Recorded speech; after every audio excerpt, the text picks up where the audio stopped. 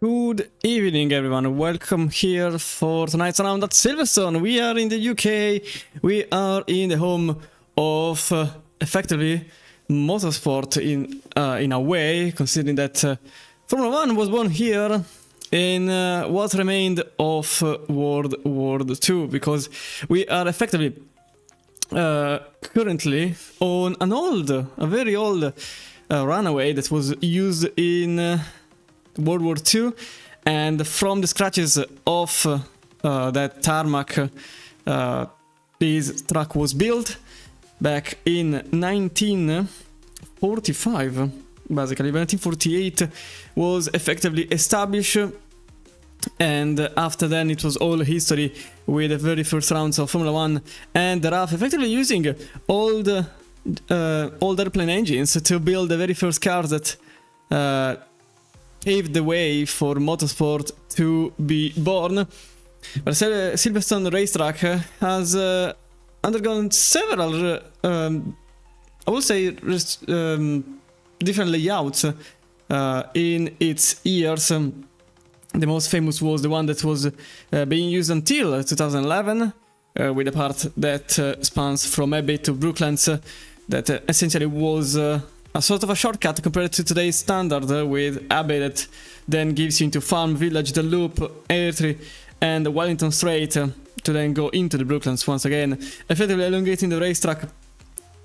And also, this track is quite famous for all of its series. As always, the list is long. We've got obviously Formula 1 with the British Grand Prix that has been held here since 1987. With the Grand Prix motorcycle racing, with the British Motorcycle Grand Prix since effectively 2010, with a skip in 2020 for some reasons, who knows what. Then we've got also the European Le Mans Series that has had record numbers in this year's edition, with more than 100,000 people attending the event in total. And obviously the event is also with tickets on sale for this upcoming year. Then we've got BTCC, we've got British GT, we've got Silverstone Classic, we got back in the days we had the WEC that had its time from 2012 to 2019, but apparently there are talks that maybe Silverstone could be back in the near future in WEC, but that's still up for grabs. Apparently right now that's just a rumor, but who knows. But also SBK, IM Endurance World Championship, or the GT World Challenge Europe, which had its races here until 2019. But effectively, the track that you see right now is the one that has been effectively recreated in 2011. Probably some of you prefer the old version, but I wasn't really interested in motorsport back then, since I was only 9, so I can't really say for that part of public. In any case, let's go into the standings in our Case King the Prime Series. As you can see, these are from 31st. I need the one from first place. As you can see, Capo, the German driver, is currently ahead of the field by a good margin, more than 200 points already, nearly 250. Romain Colbaf and Jay Stevens follow behind, and Ulke van der Meer and Oliver Rossem completed the top 5, with the Belgian just ahead of Miguel Silverio, Kylian Drescott, Sasha Wasner, and all the rest of the field. The top 15 that is currently battling for the podium for a very good reason, because these are the prizes that are in the prize pool for the podium sitters, as Nitro Concepts offer the podium an R300 bucket seat for the winner of the championship, an X1000 gaming chair for whoever arrives in second, and at the tail end of the podium a wind bundle, all of them by Nitro Concepts and CaseKing.de. But as always, all of this wouldn't be possible without all of our Patreons and all of our partners that give a good help in maintaining the effective life of LFM on itself, but also its LMU calendar and ACC calendar, which you can see here. That was a good transition, eh? As you can see, we are at the very middle point of the championship, 12 rounds long, 12 weeks long. Next one is going to be Barcelona, Spa, Nürburgring. Then we go back into the Americas with Watkins Glen, back into Europe for one last time at Valencia, and to complete the championship, it is going to be Bathurst. Speaking of Bathurst, there is also the special event in place here in ACC and LFM. With the 12 hour of Bathurst, you can have more informations in the website. I wonder how many bins we will see. Silverstone, so probably the entire part of the second sector, the loop, village, entry, all that part will probably be quite a show. Although I expect also Maggots and Beckets to become a stage for a couple of incidents here and there. The results from last time around, it was at our greatest car park in Scritte Paul Ricard. Eric Delfante won ahead of Capo and Sasha Fasner completing the podium, with Faith Sarikaya and Ilke Vladimir completing the top 5, Max Biemans, Urshel, Silverio and Ryscott completing the top 10. Here you can see all of the people that took effectively part of the race, more than 30 people. I think it's going to be only one split today too. There are apparently 49 people that put their name in for tonight's round, but as I can currently see, there. Okay, okay, it's all of them in the same split, in the same race. This is peak GT World Challenge vibes. Especially with the difference in skill set, it's going to be interesting. That's for certain. Also remember that, as always, there is the pit window, 20 minutes long, that spans from the 40th to the 20th minute. Fixed time of 25 seconds. You can either refuel or do a full service. But in that case, you will have to be stationary for 5 more seconds. And as I can remember, Silverstone is quite detrimental on the tires. But as I conclude my 10 minutes long speech, I can go into... As always, I have to alt-tab 15,000 times to consider I don't have a second monitor. I need this and then this one. I can make it. And then I can finally go live. And that's a black screen. Look, fantastic stuff. Please, can you... like work at times? I beg of you. Okay, yes, it works. Exactly. Oh, that's actually I just noticed. Why is the Mans logo on?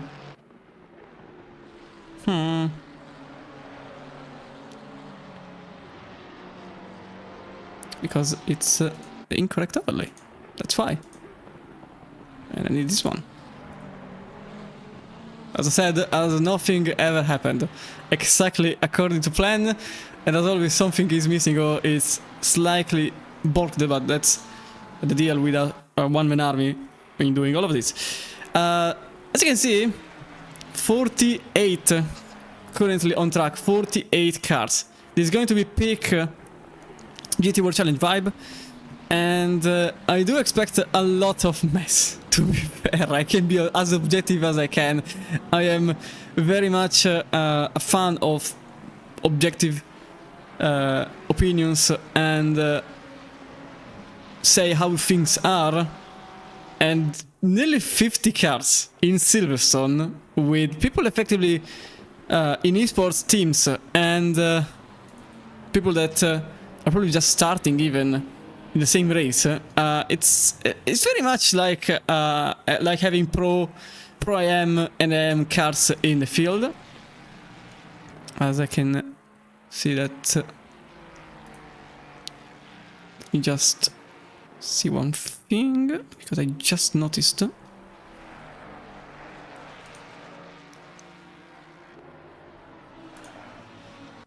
One singular thing.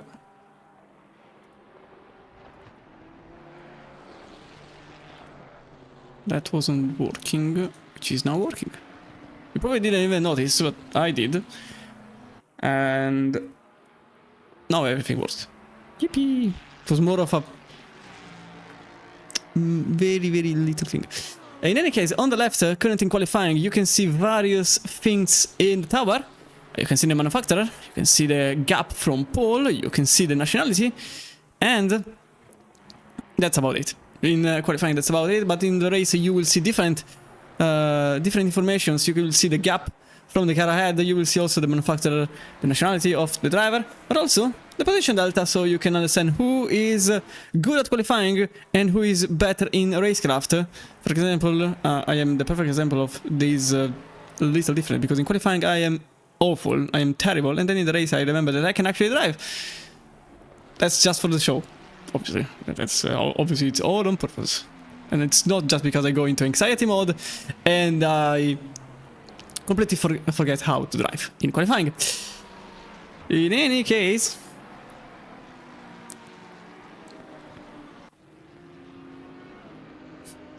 there's no kangaroos on track. Well, that's a certainty. That's a certainty that there aren't going to be kangaroos here. If you don't know, well, you probably have heard of the news about Bathurst 12 hours. Speaking of Bathurst 12 hour, the special event, one in real life, but luckily, the driver is, I won't say perfectly okay, but at least he is not going to suffer any lifelong damage. Just the back that is destroyed apparently, but luckily that's about it. As Elke van der Meer here goes into pole position, purple lap for now 156.917, as Mattia Max goes over the line to set the purple lap at the moment in the Alpha Racing team. I was on board, in a sense, with Oliver Rossem in the rolling cones, but also, as you can see, Eric Delfante now goes into pole in the Energy Sim Racing with a different livery from the usual, with a blue and white livery in the Energy Sim Racing. I was used to the red and black one. This is literally the opposite. So it's quite an odd livery. I'm more into dark colors, so I was preferring the old one, but that's obviously just a subjective choice.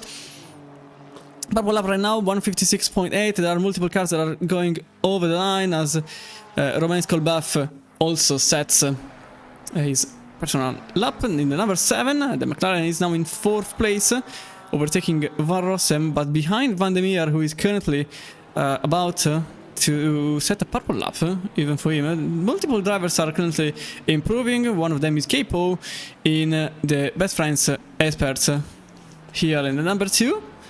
And then we've got also Rafael Jarts in the other Apex Predator Sim Racing, the McLaren number 20. Also remember that this is not Formula 1, so the old pit is actually the start-stop line.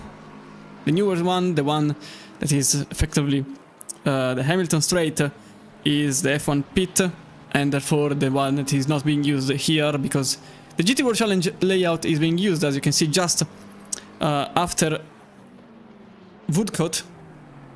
The lap will end for Michael Kuzminizik. It was improving up until then, still is improving, as it sends half a second could be cut from the lap time from earlier, and that's in fact an improvement by 7 places for Kuzminizik. In the meantime, Elke van der Meer managed to get pole position, 156.795, effectively 0.8 in very close proximity.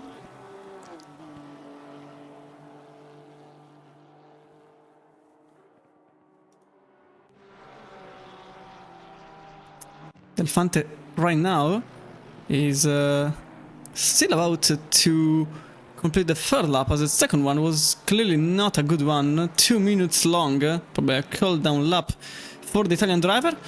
As I can see also, Yannick Petri, number 23. If you're new into LFM, the number on the doors are representing the strength of the driver against the field, the entirety of the field. So for example, a driver with the car number 23 is theoretically the 23rd best driver, but as you can see here, Petri is in 10th already.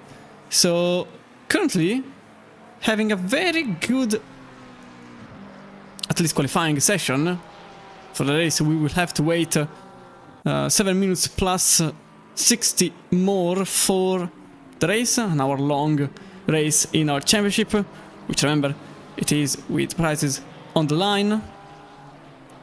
So that's why a good chunk of these drivers are competing in the championship, but also you can join as a sort of wildcard in both championships, both the Le Mans Ultimate 1 and the ACC's 1, as Petri goes into 5th place, 157.372, that's a very good one. Ulrike van der Meer improves even more, 156.750 for the Dutch driver, and Alfante currently getting into the very final part of the final sector into left field, and then Woodcut to then complete the lap, as also Mattia Max came at the line with a purple lap in his sleeves, and Alfante overtakes Max, 56.420 for the Italian driver, effectively putting a good buffer zone between himself and the car behind. I just noticed something that only Italians can recognize, and I never expected this. To see Leolandia on a racing car, it's a fever dream for me. It's a very good place. I went there once. It's a very good place. Daniele Kelodi, 31st right now, but apparently about to improve by 4 tenths, which doesn't seem much, only 4 tenths.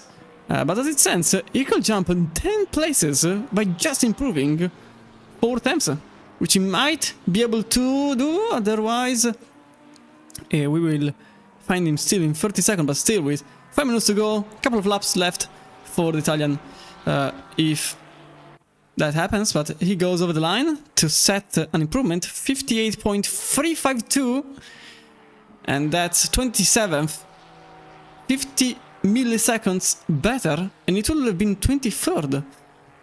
So that's how close the gaps are, at least in the middle part of the field. And everybody is either into the pits or into a cooldown lap.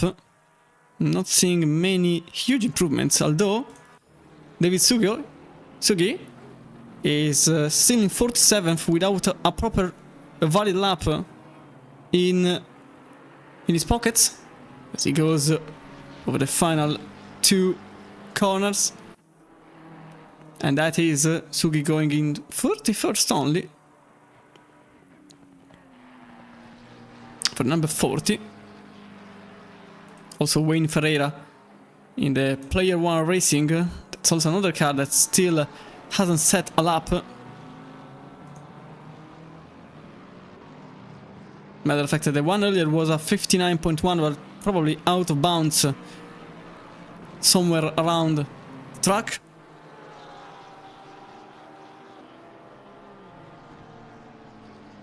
Nearly 6 kilometers long. These cars take nearly 2 minutes to get around a single lap in Silverstone. 30 seconds slower than Formula 1. Nearly 30 seconds slower. As Ferreira goes over the line to put the car in position number 34. And that's another off track, so that's another trip into pit lane because the car is out of fuel, very likely. Diego De Marco here in 11th, the car number 9 in the Dopamine Racing Team. Currently improving, but just narrowly, as the number 9 could get into the top 10 by the end of the lap. 3 minutes left. And also, speaking of track limits, remember that they just have 3 track limit warnings, and the 4th one, it is a drive-through for you. And Silverstone is quite... It is quite common in Silverstone to get at least one ping, especially because of turn number 1 into... It was a big shot. Especially in turn number 1 into cops. But also, it is fairly conventional to get one out of stove, as De Marco improved, but not enough to improve the position. So De Marco remains in 11th. Michel Dijkstra in the Orange Lion, as you can see here, the McLaren number 13. A very particular livery. That's for certain. With a metallic blue, and it seems like sort of pastel orange, maybe more like gold. It doesn't seem chrome from here, but the number 13 is right now one of the cars that is improving, and the very final part of the racetrack out of low field, and that's going to be the lap for Mitchell Dijkstra as he goes over the line to improve by just one place, 15th place at the moment for number 13. As Capo, the number 2 here, is going to the splitter cam. In the best friends experts, could actually be one of the contenders for pole. Already 4 attempts better than himself right now for Poe as he goes into village. Sharp right hander, and then back to the left. Another sharp one, the loop, which is actually the slower part of this section here. The slowest part of the track 2, to be fair. And after Wellington Straight into Brooklands, very wide into entry to get over the curb on the outside, then cross into Lowfield's inner end. Oh, that was the lap done. That was the lap done for Poe. And that's also qualifying done for Poe. So something went terribly wrong in the number 2. He was improving, didn't go off track. This was very odd. As Kalbaf also gets his lap done, but still with 20 seconds to go, there is still chance to make one more lap for many. Poe and Dijkstra will not be in that list. 6 seconds to go, and just narrowly I think also the current pole sitter will be able to go for another try to improve even more. Mattia Max wasn't able to do so. He completed the qualifying session in 2nd place as he continues to go on, but as I can see from here, he crossed the line in that moment when the flag started to wave, and Rafael Schwarz has been demoted to 17th after Dijkstra, no, I think Pludeman jumped into 15th place. Still many cars that have to complete the lap, as Kieran Dryscott goes into 16th after Alex Hunter managed to get 14th place. Here it is, the Ferrari number 19. So Dryscott still on track, but he is not improving the lap. Someone who is improving is number 28, Herman Mie. Here in position number 8, the Porsche. Capo is already in the pits, so whatever improvement he makes, he will be ahead of Poe if that improvement is enough for a 57.4. But ahead of the Porsche driver, it is a BMW who might be just out of reach to avoid slowing down. And Herman Meyer goes over the line, and that's 5th place for the Porsche driver.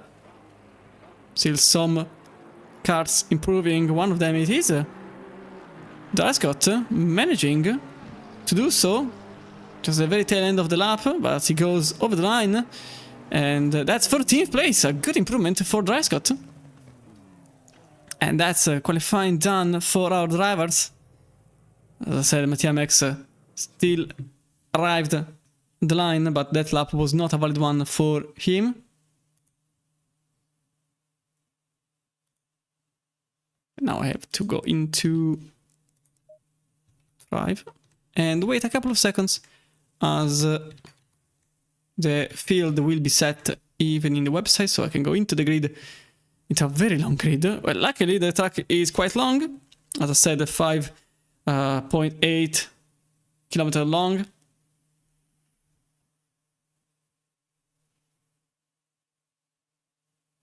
So I will have all the time in the world to go through the field. But I said, if you are new to the championship, remember that the current drivers are fighting for these prizes here. Brought to you by Nitro Concept and the Kskin.de. An R300 bucket seat for the winner of the championship, an X1000 gaming chair for the second place holder, and a win bundle for the third place holder.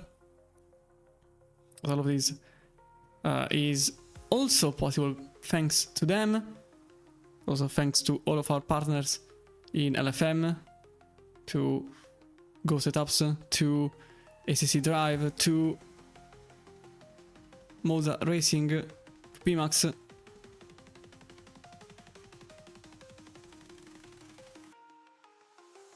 and to the patrons that make this possible.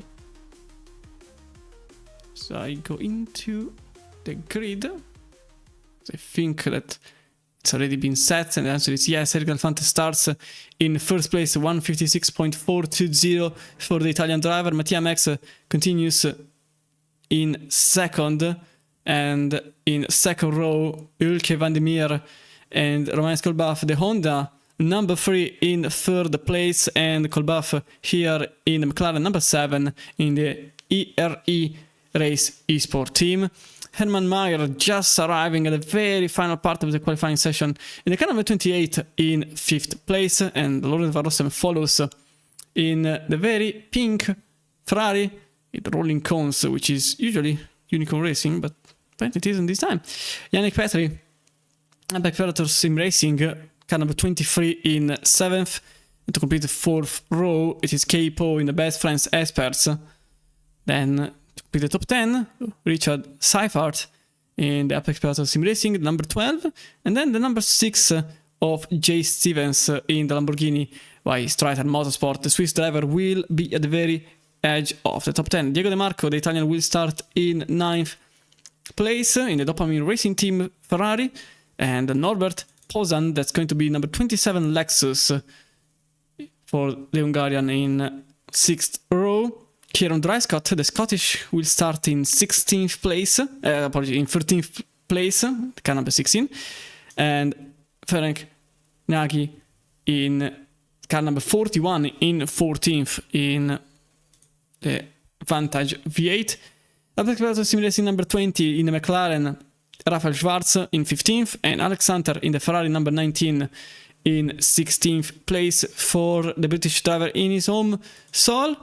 Jens Bludemann starts in 17th place in Apex Predators Sim Racing, number 10, and the number 13 of Mitchell Dijkstra in the Orange Lion McLaren, that's 18th place. To complete the top 20, we've got Willy Habold in the BMW number 21, as a German with a 157.947, starts just ahead of Joey Van Murich in the Honda. A very good combination of colors, yellow and black there. 21st place for the number 29, that's Omar Relaño for the Spanish team of Top Racing TV. And the number 8 of Miguel Silverio, LK Motorsport Racing, 158.020. Mikhail Kuzmirizik, that's car number 11 in 23rd place. Then we've got Benjamin Mitti in Porsche number 14 with a Swiss, just ahead of Charlie Hall. Car number 25 in 25th place. British will be ahead of Paul Lozada in 13th row. Car number 32, Moon Black Racing Team. Then Falk Moritz, 27th place for the Apex Predators Sim Racing Ferrari. Number 18. To start in 28th, Patrick Wheeling in the Colorbox Racing Team. Car number 38, and there is already an issue because Ignas Austraskas is going to start from pole. The car was in 29th place. Then Wayne Ferreira, the Player One Racing, the Lexus, will start in 30th place. Daniele Kelodi, car number 42, Ferrari, 31st place on the grid, well now 30th. And Itzen Borger, the Dutch, will start in 32nd place in the car number 46. Others, Berks, 33rd for the Hungarian Speed and Power. And then we've got Sven de Her in 34th place, car number 15. The Aston Martin vantage. Behind him, Max Petrenko in 35th place, Art of Racing BMW. And Mario Hoffman will then be behind in the car number 22 Colorworks Racing Team. And John Dave will start in 37th place in the Boom Black Racing Team, as David Sugi will be in 38th in McLaren number 40. Then Thomas Dom in the Mustang number 17 with the wipers on in 39th place, and Yannick Hazex in car number 31 Seats Racing, position number 40. 41st for Igor Shutenko. So car number 39 will start in 31st. 42nd place for the 47 Ferrari, Hugo Holgado, the 13th hour. 43rd for Michel Lepijou. Maybe.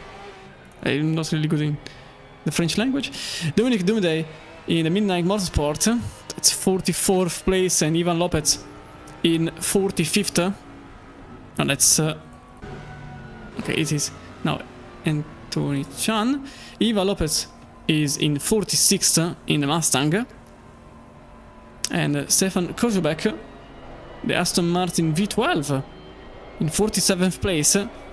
Then we've got Maurice Miller in the BMW number 37, Sapal, for the Argentinian driver, and no, that's German Famigliano. And Maurice Miller here in the Beeswax 37 will start the very tail end of the grid. So now back into the very front of the very long field with one car that will start from the pits.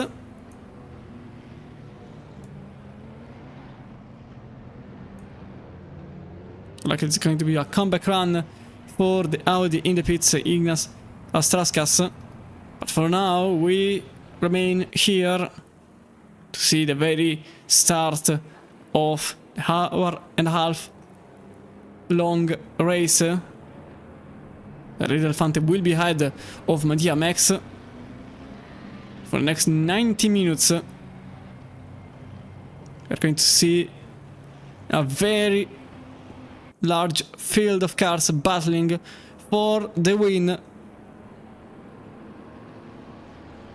They now cross start-finish line, and it's green light, and away we go. It seems like it was a very good start for the Italian, and for Mattia Max alongside him.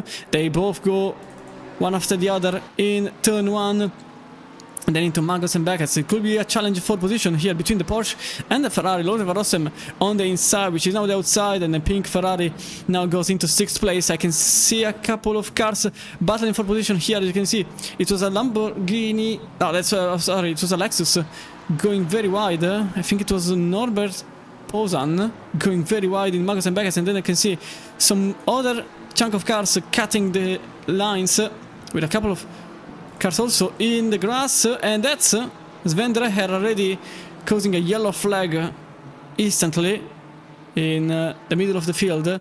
As Sven Dreher will have to go back on the racing line all on its own, and that's Richard Seifert and Yannick Petri going one next to the other, as the number 23 is just now ahead of the 12 into the Hamilton Straight. And then the Ferrari behind it is Diego De Marco, maybe attempting an overtake on the inside. That's not really possible there. Can't be certain about the situation afterwards. It's nearly free wide with the McLaren. Oh, there's a contact with the 41 and the Italian driver that manages to remain in 12th place, although Kieran Dreiskott made a beautiful overtake on the outside on Village.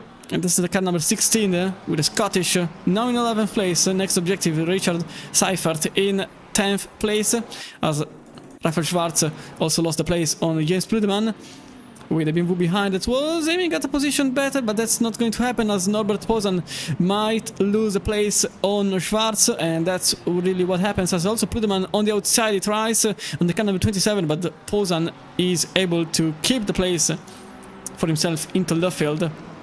With Willy Hubble, that was about to become quite dangerous in Pludeman's mirror, as Hermann Mayer in the Porsche number 28 in 6th place already. The car here was starting in 5th.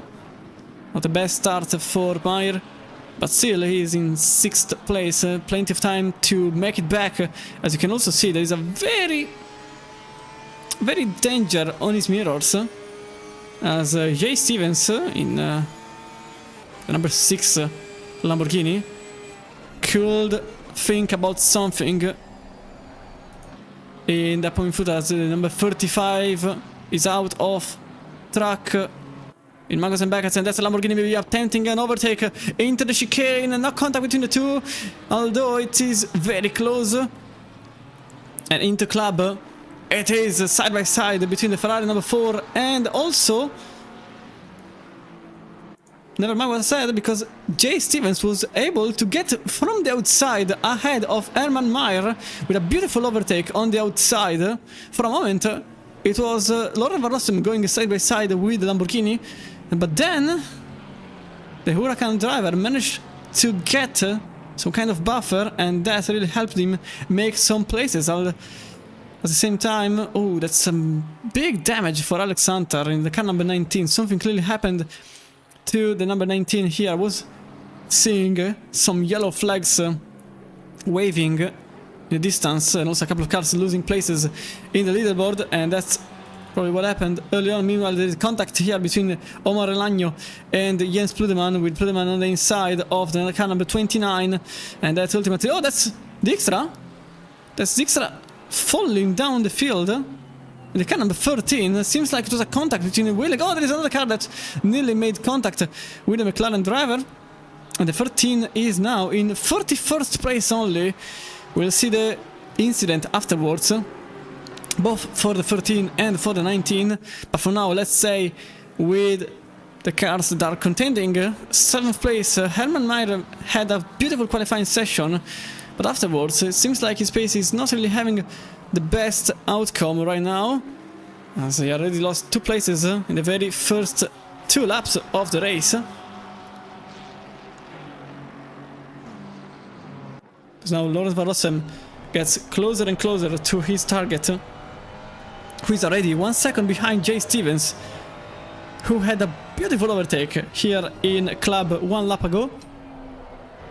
As just behind, you can see the McLaren and the Porsche battling for 9th place. It was Richard Seifert that managed to get the position out of Yannick Petri's hands. As Kieran Dreiskott is also on the chase for position behind these 2 cars, as he thinks about a lunge into the inside in Village, but that doesn't happen, and so he remains behind into the loop section. Elaño managed to gain some places, although the number 29 just lost the one on the 27, and that's the number 10 that overtakes 2 cars in a single trick, and that's Jens Pludeman going from 24th to 19 as Pozan goes into the grass twice, loses the position on the Spanish driver and maybe even on Benjamin Mutti, and that's 3 wide on the entry of the final section of the racetrack into Brooklands. For a brief moment it seems like it was going very bad for these drivers, but as you can see, the 27 managed to remain in 22nd place. I can say the same about Joey van Murich, who lost a place on Mario Hoffman. That's now 24th place for Hoffman. And also Miguel Silverio, car number 8. Still like he lost some places. Or maybe I am tweaking, because I saw a car with a white flag on, but usually white flag might just mean that the car is just slightly slow. Here, Loren Van Rossum goes on the left with a Porsche inside, defending the line into Stove. But that's useless, as the number 4 makes the overtake count even prior to the apex. And that's Van Rossum up in 7th place with Maier in 8th right now. Seems like qualifying pace has sort of disappeared for Maier right now, as he already lost several seconds already from Jay Stevens. Now in 6th place. Yannick Petri still here in the McLaren number 23, battling with Richard Seifert and Kieran Dreiskott now some 100 meters behind, with Diego De Marco that could become a danger for the Scottish driver.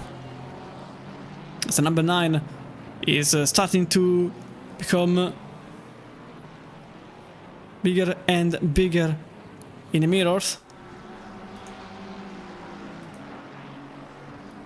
And behind Frank Nagy, 7 tenths behind. And there is a huge gap between Schwarz and Nagy, with Hubble, Silverio following. Then there is this train here with several cars following one another.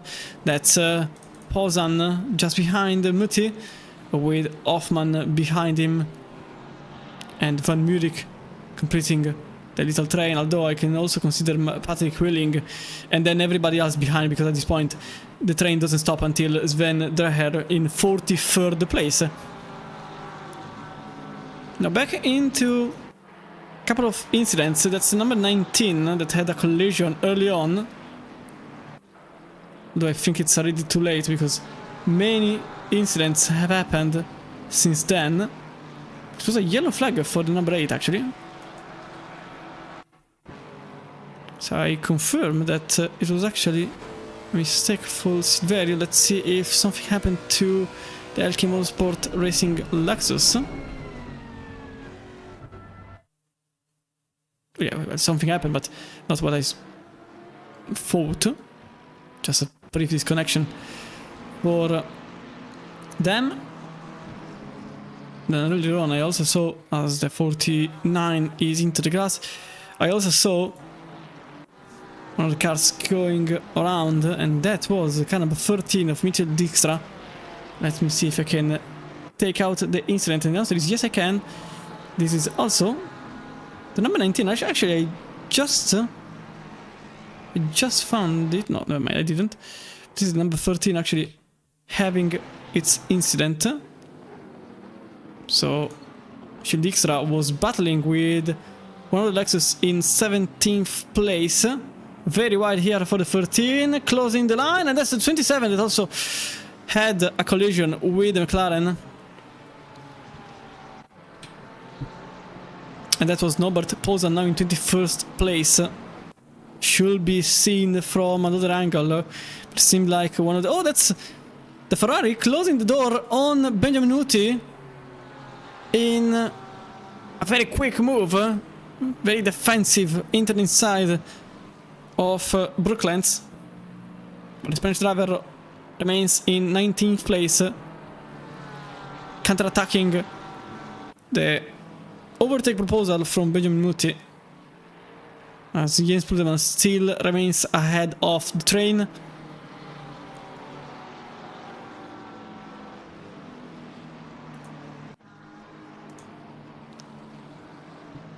Also earlier I said something wrong, because obviously the pit window is not from the 40th to the 20th minutes as always.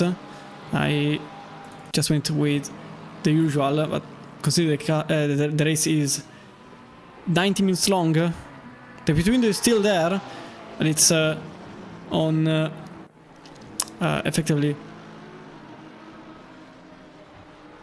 it happens around the hour-long mark.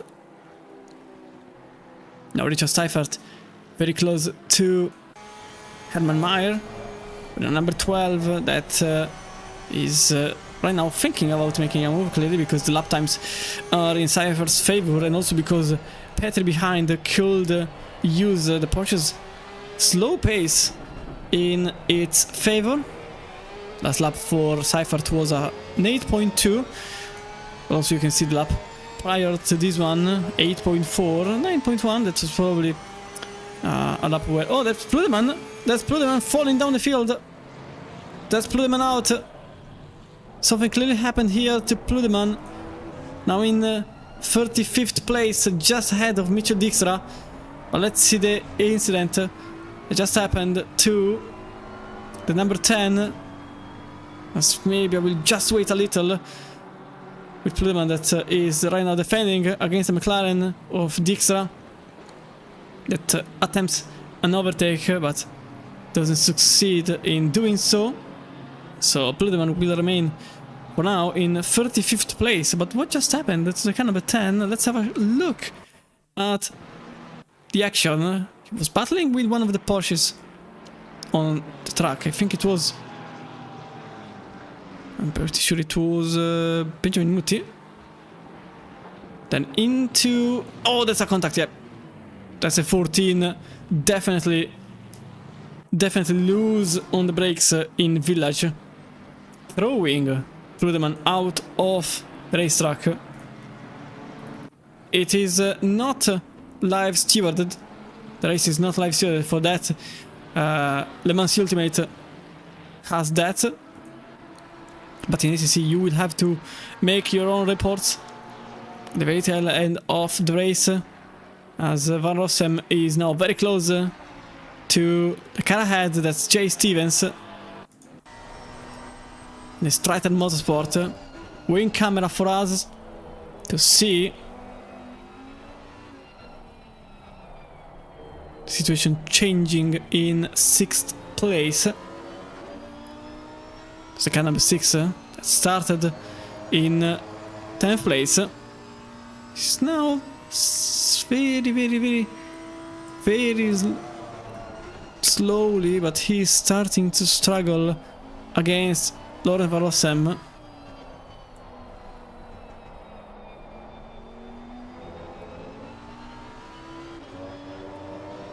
With a Belgian driver that is just behind the Swiss, but you can see the lap times, 58.2 at the last one. Prior to that it was a 7.9 and another 8.2. It was an 8.9 the last lap. Earlier to that it was a 7.9. 8.2, which was the best lap. And the last one was also another 8.8. This time around Van Rossem went slower than Stevens, but it has to be said that it was an 8.1 and a 7.7 prior to this final lap, the 6th one. Into the 7th we go, and the two are still battling, although I can see the situation changing into stove. With Stratton on the outside, there's not enough space for the both of them. And matter of fact, there was a contact between the Lamborghini and the Ferrari, with the Ferrari still on the inside. The Lamborghini that now takes defensive action into the chicane as they now go into club. With Lamborghini maintaining 6th place, Van Rossem in 7th. The two cars are struggling. Oh, there's a contact, and the Lamborghini is off. Half spin for Stevens, that luckily managed to remain on track as Hermann Maier overtakes Lamborghini driver in 28. He's now back in 7th place. Richard Seifert now very close to the Stratton Motorsport Lamborghini. Nearly actually making contact with Stevens, and this could be an overtake opportunity for Seifert. That was very close to the Stratton Lamborghini, although the 6 covered any chance, but by doing so he lost the momentum into the Wellington Straight. And matter of fact, that's a Porsche going into the inside and into Brooklands. Side by side for a brief moment between the two, but the number 12 will remain behind the Lamborghini number 6. And for now, Jay Stevens remains ahead.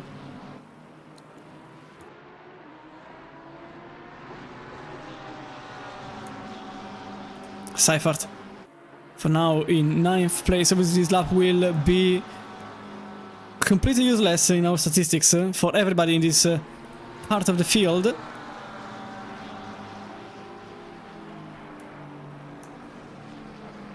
Stevens starting in 10th. Oh, there is another car off. It's number 40. It's a number 40 this time around. It is David Sugi here. See what happened. It was an incident for the number 40 and probably number 18.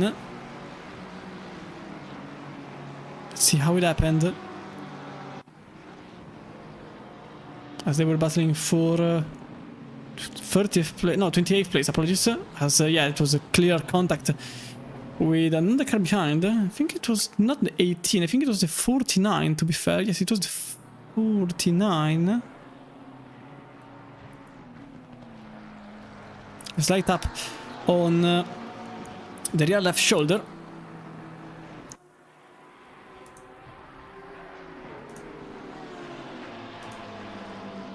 Oh, that was slightly wide. The rear is not really complying to Stevens'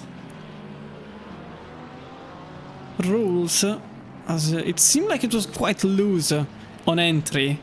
I wonder if it was because of the line, or because of the setup, or because of maybe the tires already struggling. We are 20 minutes into the race nearly.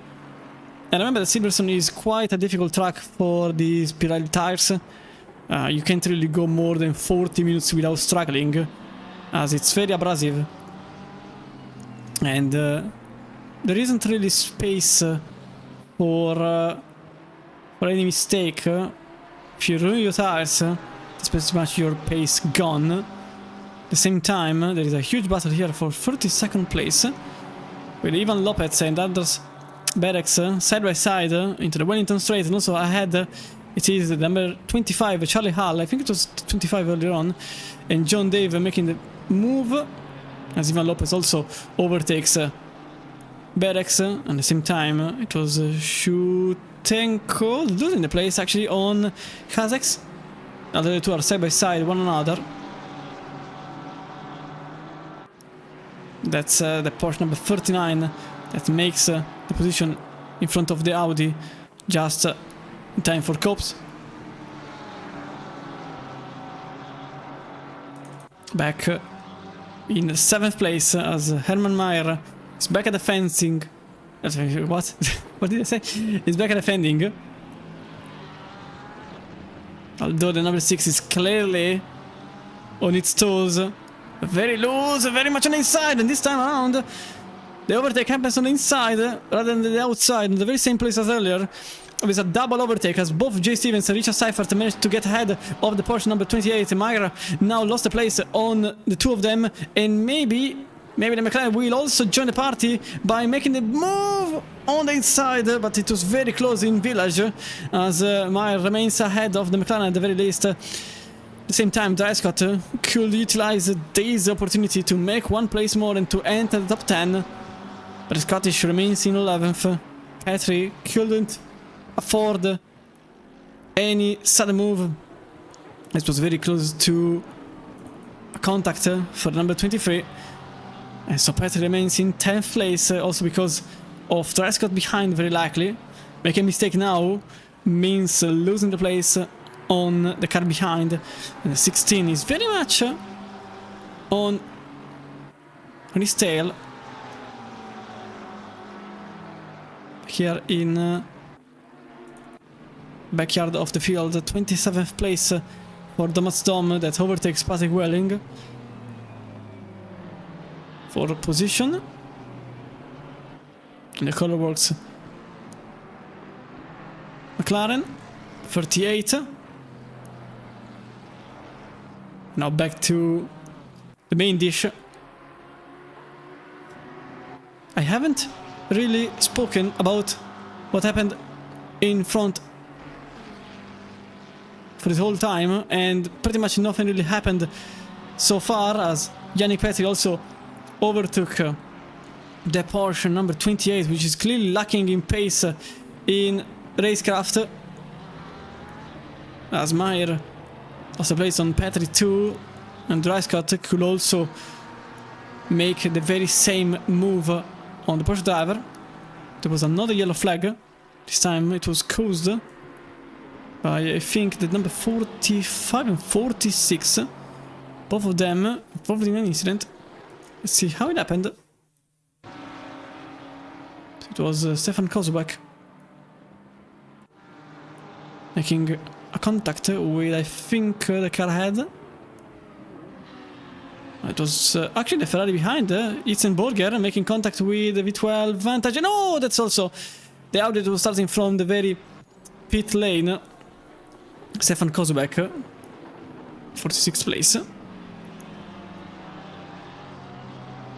No, apologies, Stefan Kozubek made contact with the Audi.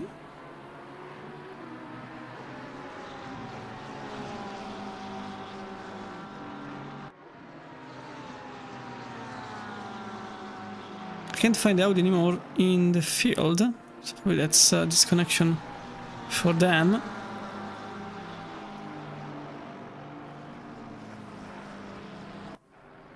Regardless, now is also here a battle for 35th place. As Sven der Herr managed to get ahead of Miller. At the same time, Ivan Lopez ahead of Leprechaux. And Parmigiano in the 48 BMW. The Frenchman gets close to Lopez but can't make the overtake on the Mustang. So in Cops, the order is going to be like this, and that's Parmigiano going very wide on entry of Cops. As some places ahead, Charlie Hull close to make an overtake on John Dave, and there is maybe a slight tap there on exit. Regardless, that's also very likely a position change between the two, with Charlie Hull on the inside. Maybe another little contact between the two Ferraris, but regardless, the 25 is now ahead of number 30, John Dave, behind Charlie Hull, as James Pludeman is also very curious about what's happening in front. There is also a possible overtake opportunity behind with Mitchell Dijkstra and Andras Berex battling for 32nd place now.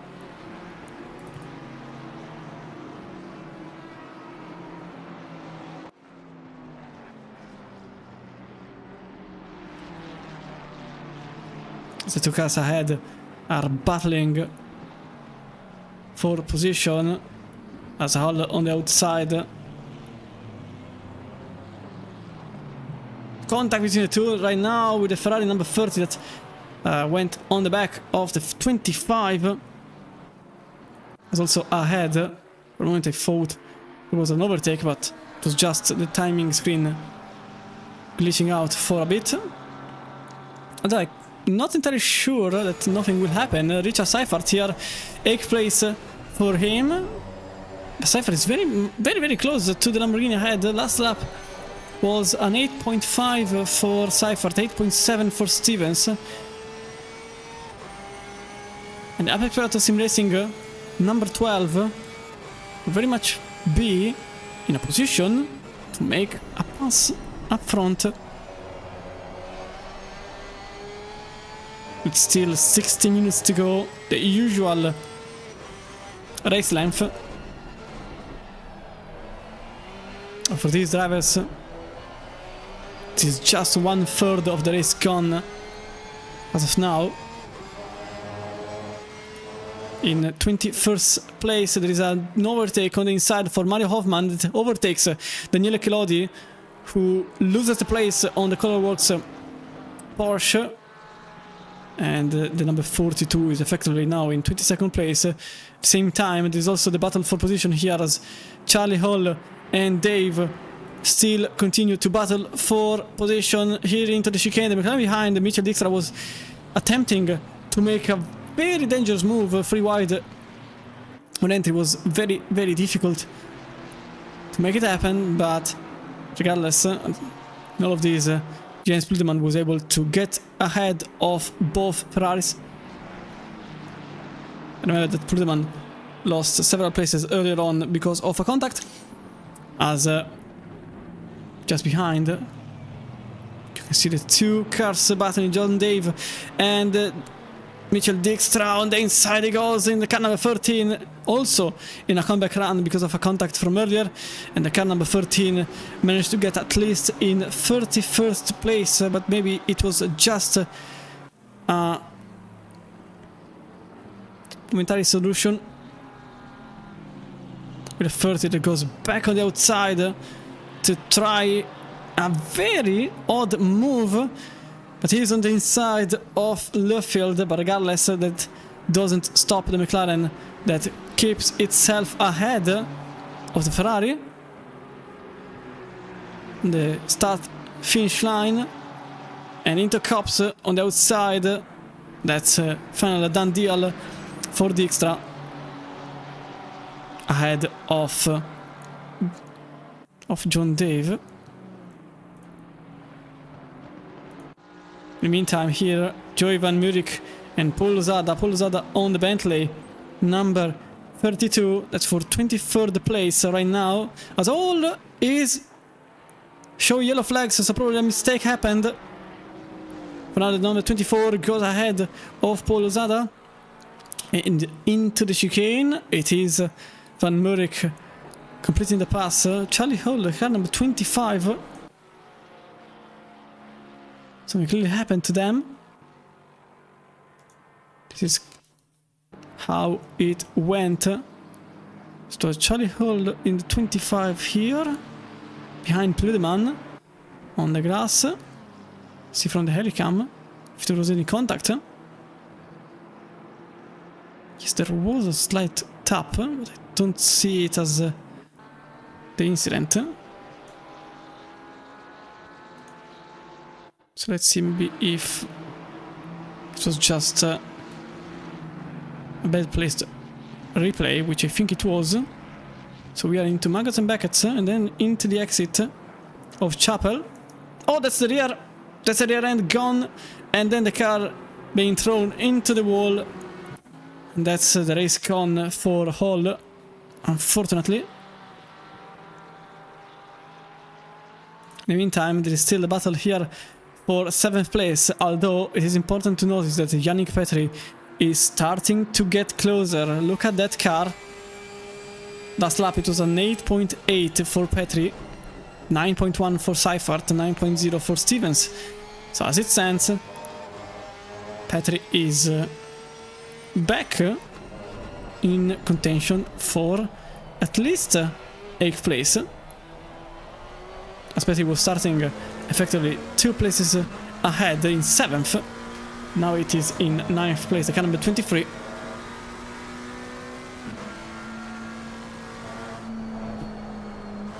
Still a good chunk of time remains, although you can see the consistency of this car. 8.8, 8.7, 8.8 in the last 3 laps. Petry very much a hammer in this moment. It helps that he hasn't been behind a car for this whole time. He has been in clean air, and that really helps your consistency compared to Richard Seifert, who has been behind Jay Stevens for this whole time.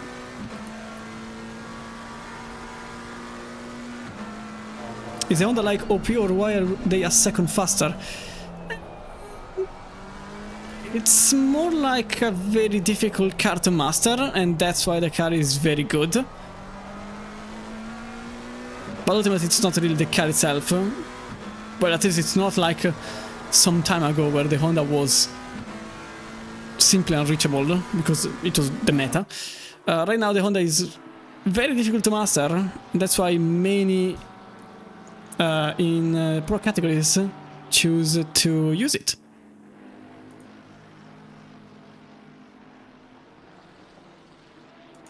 And effectively the majority of now to continue the discourse that was being taken in chat, many drivers in ACC also took a flight either into iRacing or into Le Mans Ultimate, and ultimately the few ACC aliens are driving certain cars which they mastered, and at this point the BOP is not changing, so ultimately they kept the car they were faster in to compete in competitions, to challenge themselves in competition, maybe to avoid the repetition. At the same time, what was making the focus on 7th place, Romain Colbaf lost some time compared to Capo. Now Capo was 3 times behind, but now the number 2 is back to 7 times. It seemed like for a moment this battle was heating up, but I think the real battle here is in 8th place with Richard Seifert that lost a second, an entire second on Jay Stevens in the last lap, and Yannick Petry has been a hammer even in dirty air. Now car number 23 could be in 8th, maybe by the end of the 50th minute. Who knows?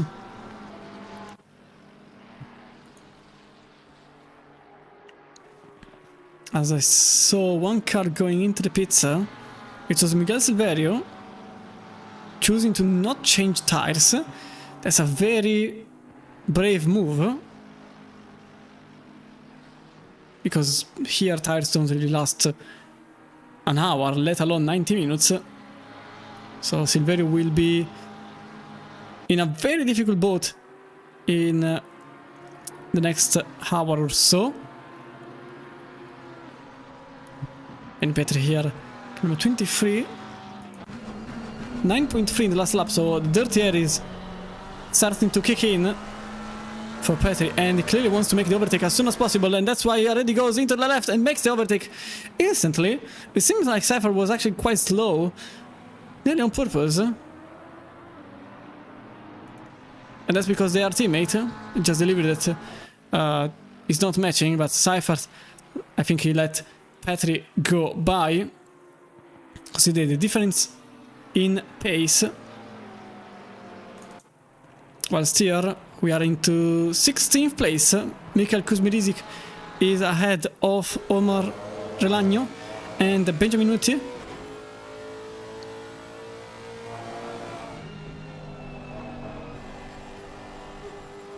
The Ferrari behind the Lexus number 11. But for now, nothing seems to change in these places, although you can see the Ferrari was taking a bit of a more conservative line into the loop, and it's keeping the very same line that will damage the Ferrari in the Wellington Straight. And matter of fact, the Porsche already goes alongside, and that's the Porsche that makes the pass on the Ferrari. In the meantime, there was also a contact here between the Mercedes and the McLaren. Seems like a contact happened. The positions haven't changed, but probably it's probably best to remain here. Even because look at that, Lorenzo Rossem, 8.3 in the last lap. Capo 8.7, and the gap has just been shrinking for the whole time, and the Mercedes goes into the center contact between the two cars, and both of them go into a half spin, and that's the Ferrari of Lorenzo Rossem overtaking the both of them, with the Mercedes that now spins ahead of the McLaren, contact between the two. Jay Stevens passes the two of them, same applies to Yannick Petri, and very likely reaches Cypher behind, with the McLaren that stays ahead of the Mercedes. Number 2, Capo lost several places, same as Kolbach, now in 8th and 9th place.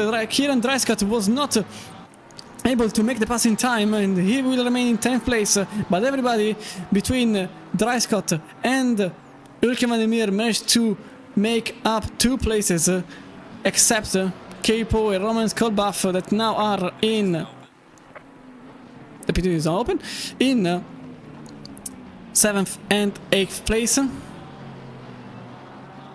I really want to see back the incident from an aerial view into Stove, but it was very close between the two, and to be fair, from what I saw, maybe it was a bit of a very brave move from the Mercedes that tried to get into the inside a bit too late, in my opinion. Maybe another contact there between the McLaren and the Mercedes just prior to the hairpin in Luffield. That's Capo still trying to get his hands ahead of Kolbach. At this point, it's not even for position number 4. It is just to stay ahead. And now side by side into Cops. Let's see how it goes. With the McLaren on the outside keeps itself into the racing line with more grip, and that's Kieran Dreiskott that goes on the left, tries an overtake on the car ahead, and that's a Porsche actually making the pass on Dreiskott that lost a lot of momentum to avoid contact with Capo, and Herman Meyer is now in 10th place, back into the top 10. That's a Mercedes cutting outside the track into Chapel. He didn't lose too much time, but Poe is now back here behind the 7. That took defensive action instantly as soon as it saw Poe going back into the inside. Now, into the chicane after Vale. Could this be a lunge for Poe? It doesn't seem like it. Doesn't seem like it. And just for now, Poe will remain behind Kolbach. But probably, very probably, we will see a lot in the steward room. But after the race, that is. For now, Kolbach remains in 8th place.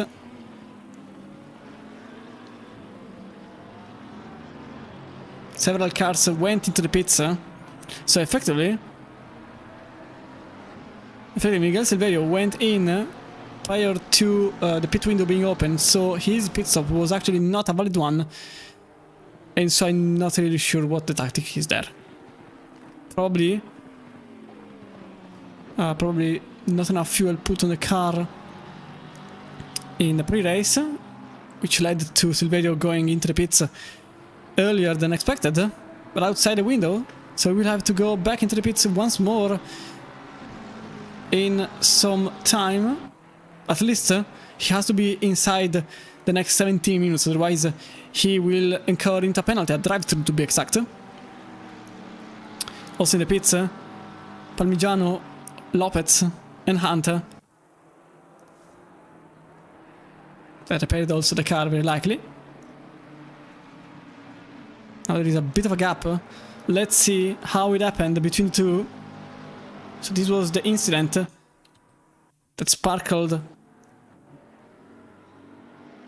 the two cars' demise. I think it's not this one. This one was earlier. This was the very first contact. Mercedes that nearly lost the car in Copse. Actually, I want to see this one. This one is the So incident just after the anchor straight. As you can see, Capo on the inside with Romain Colbaf on the outside. A lunge, a very late lunge that hit the right rear shoulder of Colbaf. With Poe that tried to get back on the racing surface a bit too early, spun himself, placed himself in front of the McLaren, which then couldn't get ahead of his rival. The two effectively slowed each other, and that's also put Jay Stevens, Yannick Petri ahead of the duo. Apologies, Yannick Petri and Richard Seifert too.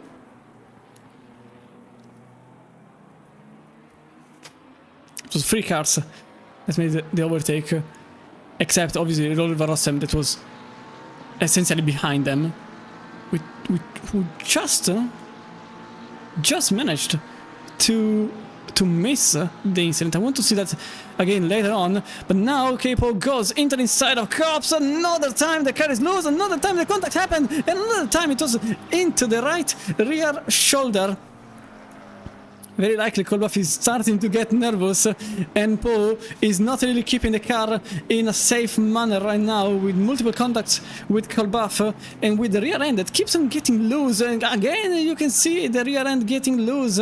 It seems like there is a very little downforce on that car into Chapel. The car was practically sideways, and this just shouts for an opportunity for Hermann Maier, who at the very start was struggling with pace. Now he went into the inside offensive.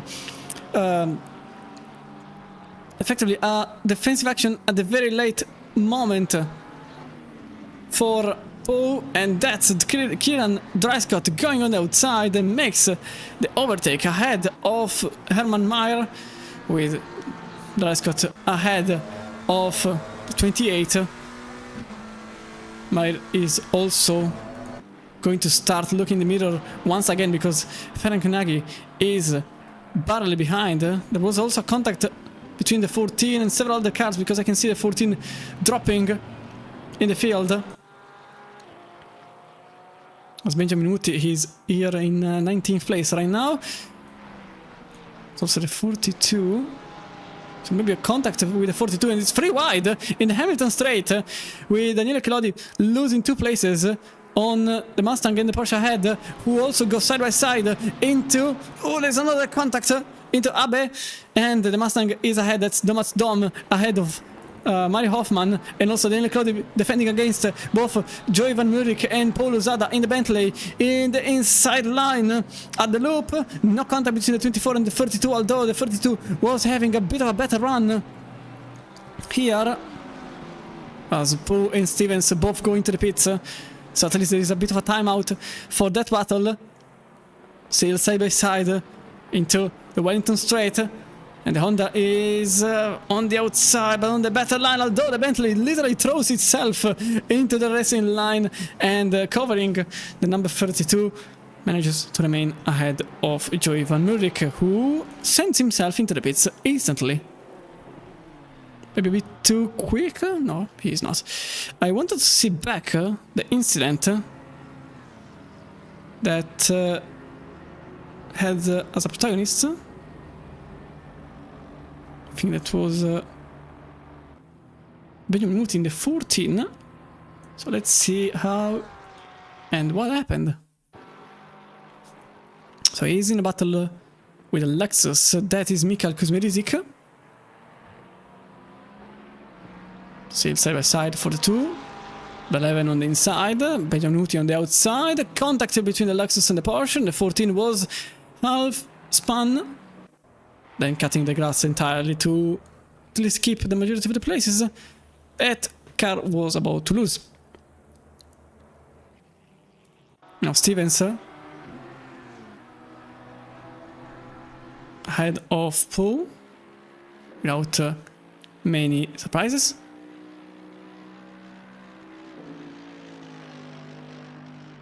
His rival Romain Kolbaf still in 7th place, trying to elongate the current stint.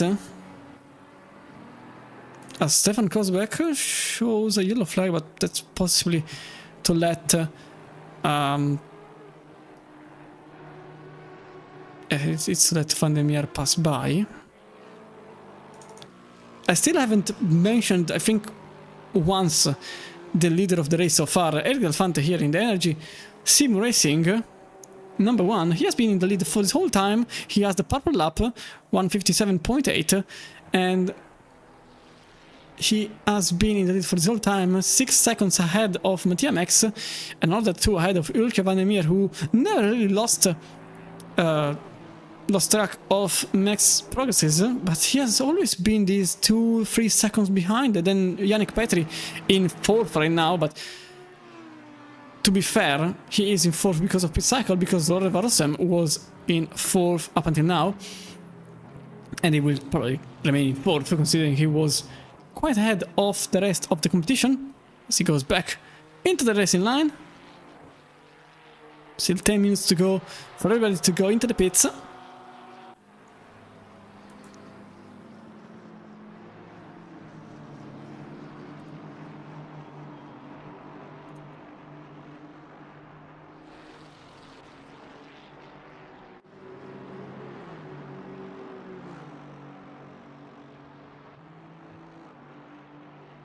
No problems at all for the Ferrari driver. I can't see much happening in that regard. Richard Seifert. Ooh, that's definitely a misstep for Seifert, because he went into the pits, but he encounters traffic right now. That's David Sugi in 24th place, but still has to pit, whilst his teammate in...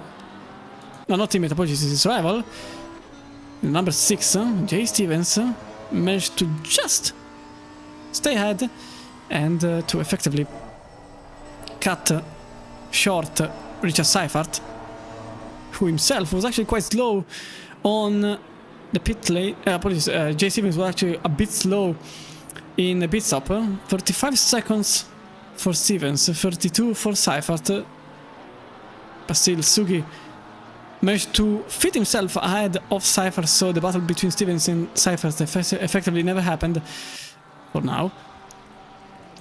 Pluderman just behind Dijkstra, who throws the car into the pits for the mandatory pit stop, although very close to the pit limiter. I can see a couple of cars that went sideways to try to break in time. Remember that for speeding penalties, you either have a drive-through or a stop-and-go 30, depending on how bad you throw your car in the pit lane.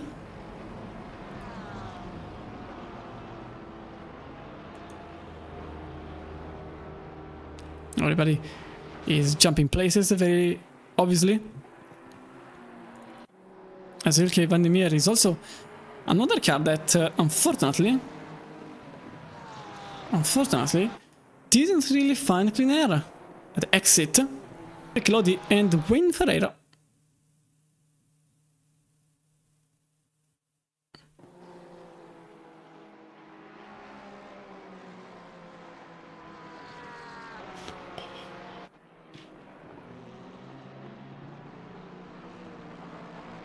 Okay, seems like everything is back to normality.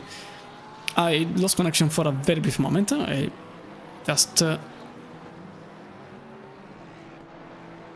noticed I lost around 500 frames, but nothing that really impacted the stream, ultimately. Just a little panic attack from my side. And as I was saying, Mario Hoffman, Daniel Kelodi and Wayne Ferreira are still battling for position. The problem is that I don't really know which one. I suppose it is around the 25th place. Adriel Elefante goes back into the new tires. Oh, never mind, what? Oh no, it's not into new tires. Why? Genuinely, why? It's not like he was battling for position, so I don't really understand. Adriel Elefante pitted and didn't change tires. In Silverstone. Of all places. Something is not right. Something is definitely not right. Those 6 seconds could actually become way... Oh no, wait, maybe something glitched in my timing screen. Okay, no. Certainly something glitched, because I can see that the time in the pit lane, instead of the usual 27 seconds, was 32. So probably it was the pit timer that for some reason switched with the pit lane timer. I don't really know why. I will not ask. So Adriel Elefante is on new tires. Same as practically everybody else. There isn't really a reason to remain on all tires, especially because, well, it is Silverstone. So it's basically just like running on abrasive paper. It's not like there is much else to say about Silverstone's tarmac. And Hugo Holgado is lagging a bit, I think. I just saw the car sideways for a moment.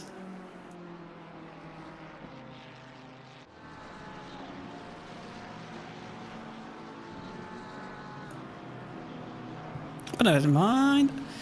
As Van der Meer overtakes Thomas Dom, not by pure pace, but simply because the Mustang went into the pits, and Van der Meer lost 3 seconds because of that.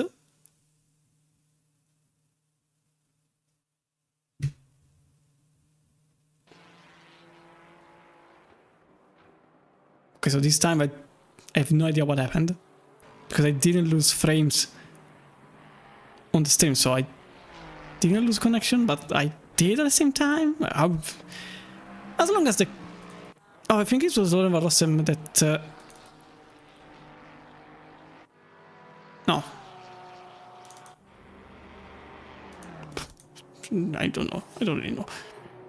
As long as stream stays on and the lights are on, I will not ask any question.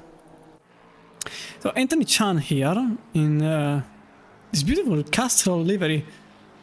But I think the Lexus is a bit cursed. Okay, I get that Lexus is technically Toyota, but it hurts my brain. It was, I think it just came out of the pits. Norbert Pozan just ahead of Relagno, but the Ferrari behind. This is for 21st place. Could actually try an overtake maneuver in the upcoming minutes, although that's Pozan going very wide, losing some speed. And Relagno wasn't able to actually benefit from this. No, okay, that's another misstep. Yeah, that's definitely worse than the earlier one. And Pozan just lost a place on Relagno. Something is odd So for 2 corners in a row, this car was not really following his driver's inputs. As if it was just a mistake because of cold tires, which is probable, and I think it is certain at this point because I don't see any other problem for Pozan, although he just lost the place on the car behind. So Wayne Ferreira and Hugo Olgado are the only 2 cars that haven't pitted so far. Miguel Cervello went back into the pits. John Dave went twice into the pits. So I suspect it was a drive-through for speeding for John Dave. As you can see here, 30 seconds... Oh no, it was a stop and go 30 seconds penalty for John Dave for speeding in the pit lane. And Anthony Chan... just a drive-through last time around. So probably another car speeding in the pit lane. Although it was showing way high in the field. As Hugo Olgado goes now into the pits. And very likely Wayne Ferreira will be the next one in line. 30 minutes to go. So far it has been a very enjoyable race. With a couple of surprises. As Daniele Chilodi just tipped the car on the grass with a little dip, and that made Chilodi lose some time on Mitchell Dijkstra behind. This is now about to overtake the Italian driver into the inside of Stowe. And as a matter of fact, Mitchell Dijkstra is now in 23rd place. With a Ferrari driver that, with the car number 42, so still a good achievement for him to be in 24th. Just now lost a place on the car number 13 that has been spun off earlier on. James Pludeman, also basically in the same comeback run, follows behind. 2.5 seconds. Paul Luzada, second, 0.3. Sven Dreher, very much in close proximity. And David Sugi here is currently in contention for position number 36.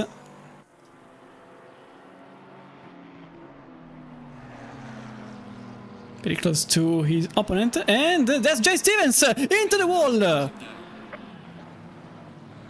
Jay Stevens into the wall, he was 6th. He was in 6th place. What just happened to Jay Stevens as he goes back on track in the Stratad Motorsport? Disaster. Disaster for Jay Stevens. Let's have a look. The replay is steadily on here. Instantly ready. The first, second part of the S. Further, that's a rear. The rear end completely snapped off. And he never managed to correct it. It's a very odd one. Looks like it was the number 5 with yellow flags just after. What just happened to Mattia Max? As if it was just a loose moment. That's Mattia Max in the Alpha Racing team.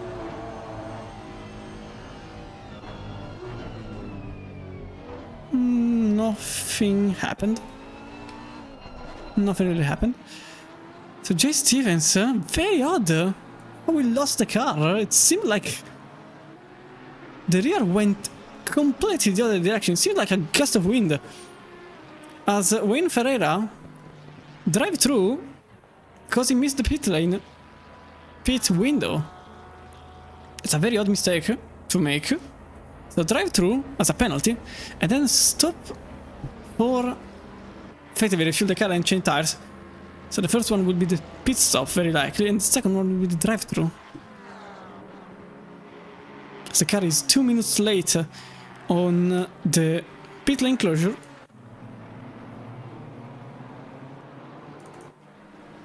Scapo is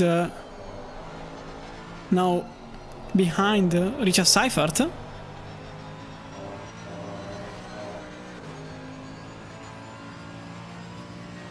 As Roman Kolbach is 11th?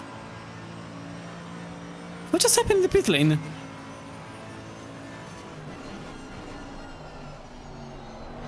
So something terrible happened in the pit lane for Roman Kolbach, because he lost a monumental amount of time compared to his rival, who is here in 7th place.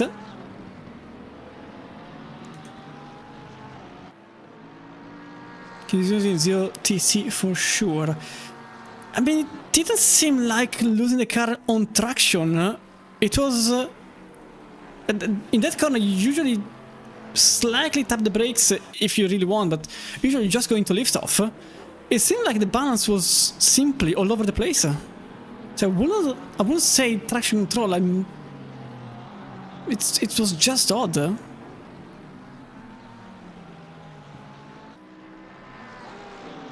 It seemed like a gust of wind effectively hit the car.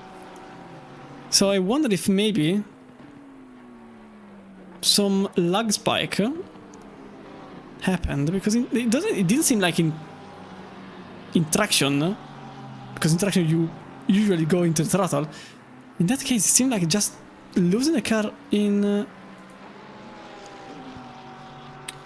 lift-off area. Very odd. In any case, Capo and Richard Seifert, lap number 29 starts now for them. And Seifert is now in 6th place. You can see Paul that he has been very loose for the whole time. Many of the cars have actually been very loose. Look at his movements. Look at Paul's movements. The car is all over the place, everywhere. It's very much on the limit, and maybe in the limit. But that's now Paul going into the inside in the very same place as the corner again, and that's Paul losing the rear. As I was mentioning it, he just lost the rear as if nothing ever happened. He continues straight, although he just lost 2 places. But I was mentioning it. The car is all over the place, and he couldn't even complete the overtake because of his instability in the rear. So I'm starting to think that many cars here are being run on a very odd setting. Look at that! The rear is nowhere. The rear is completely nowhere. This car is close to undrivable. And right now there is another issue.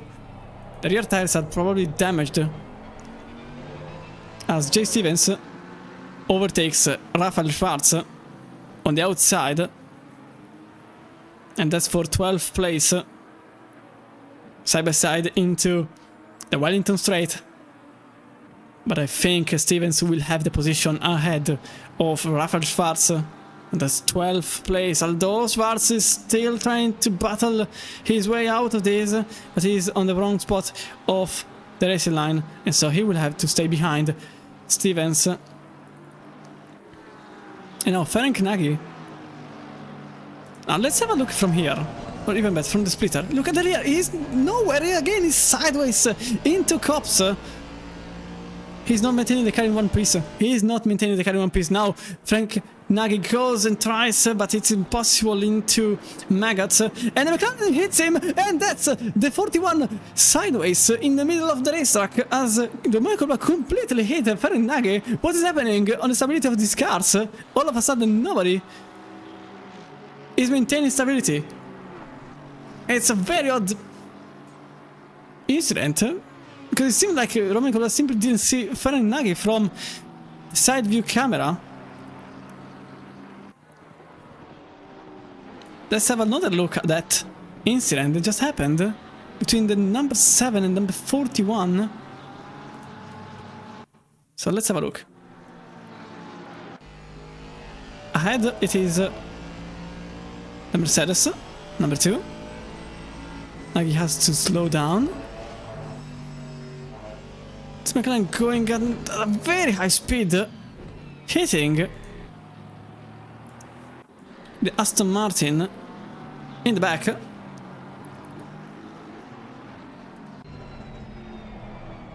As if Kolbach was just carrying too much speed regardless of Nagi's existence or not.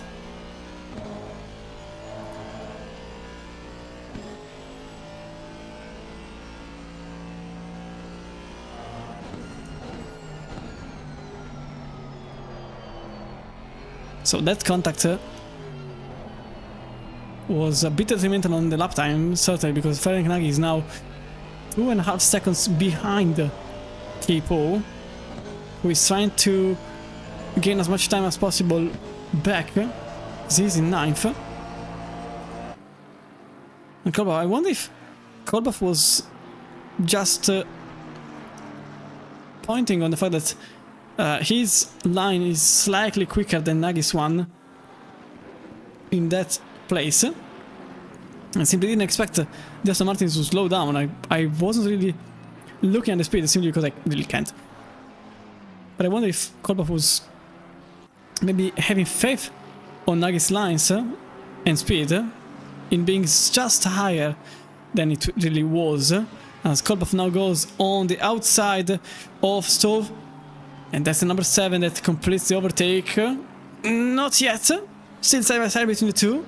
As the Aston Martin, number 41, keeps itself on the outside, which will be very beneficial in this section. As you can see, the 41 is into the inside, covers the apex, but not enough. And the 7 has a good opportunity to make a bit of space for itself, although not really possible, as Nagy manages to close the door as soon as the opportunity arises for Kolbach behind. The number 7 still very much in close proximity of the Aston Martin now into Village. 41 already chooses the inner line to avoid any chance for the McLaren to pass by. It seems like Nagy is absolutely throwing into the bin the chance to get 9th place. He really wants this 10th place for himself. As the McLaren roars behind the British Aston Martin. Well, even the McLaren is British now that I think about it. As both cars are in their home soil.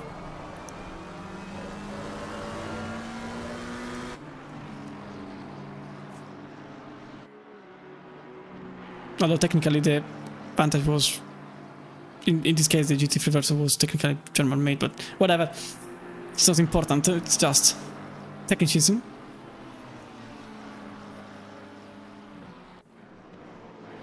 In the R Motorsport, which I think the last time I saw R Motorsport was in DTM, if I remember correctly. A very long time ago, as Ferenc Nagy was a bit slower out of Chapel. McLaren was carrying a bit more speed, but actually lost some time out of Chapel. Now into the outside, once again, same script as earlier, but this time the 41 covers even the outside line. And that's another track limit, very likely for Kolbach. Remember, rolling free, and then it's a drive-through. And they have to remain within the limits for all of the 90 minutes.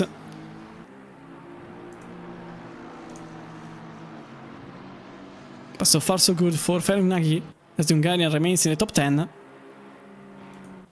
And Hermann Maier has actually been improving the rhythm as of late.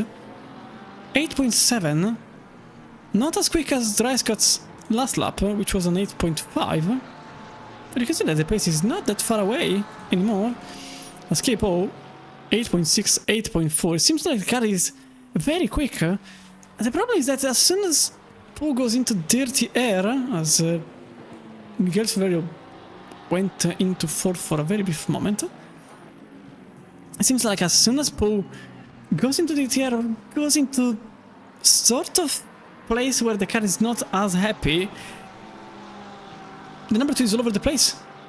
So I wonder if the authorization window is just very narrow, or if the car simply doesn't like dirty air, which is obviously a consequence of the setup in any case. I wonder if it's close to 0 downforce in the rear for Poe, whilst the cars ahead clearly put some more downforce on the cars. Well, so managed to not lose control. In the meantime, Wayne Ferreira ahead of Daniele Chilodi.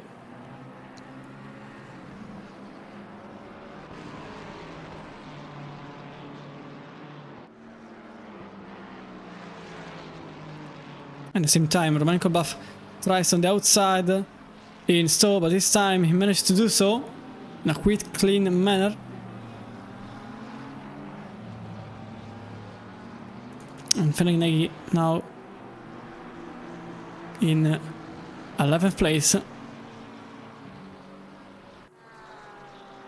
Oh, Jay Stevens narrowly behind. Second point 3 behind Nagy.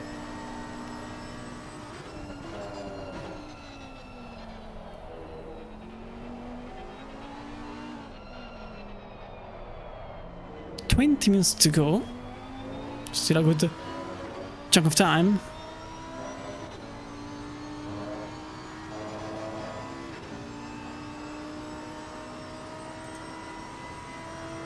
It's up for Stevens, 8.7.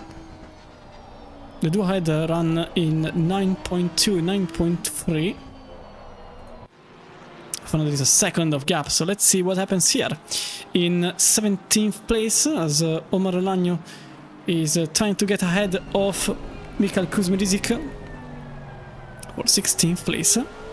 The number 11 was starting 7 positions behind, 23rd. Whilst Relagno was also starting from behind, but he was in 21st. So another lap gets completed for these two. It was a 2:0 for Kuzmirizik and a 9.8 for Relagno.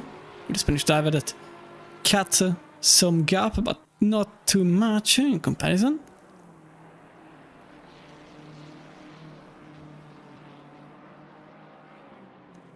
And there is also the battle here for 29th place with Joey Van Murich, Paul Zada and Max Vetrenko battling for 29th place. There are a lot of battles on track, so I'm really trying to give everybody sort of the same importance. It's even difficult to understand who is going to make a move and who is not. Certainly here, someone is making a move because Kieran Dreiskott just lost the place on Hermann Maier by slowing down for some reasons, and that's the Porsche of Hermann Maier that tries to get into the inside line and managed to do so. 7th place for Maier, who was starting in 5th place, although this is not over. This is very far from over. As you can see, the McLaren of Dreiskott and the Mercedes of 4 behind that goes into the inside line, side by side between the Porsche and the McLaren, with Capo just behind, looking in the VIP seat where he really wants to make a move, but there isn't the space available for it. And ultimately it was Hermann Maier making a pass on Kieran Dreiskott, who seems like he made a mistake because there was a second of gap between Dreiskott and Maier, then a white flag, and then the gap went to minus 0.5 to be fair. And Dreiskott, another mistake there into Cops this time around. And Poe has a good chance behind the splitter, now alongside the McLaren driver. And in a very difficult place, out of Maggots and into Beckett's. That's Capo in 8th place. And his best friends experts, and already trying to keep the McLaren away from the slipstream as much as possible. But even those 20 meters were 20 meters less for Kieran Dreiskott, as Capo is effectively ahead of Dreiskott. Now Maier is now back in 7th place. As I said, the rhythm was starting to grow back on Maier's car.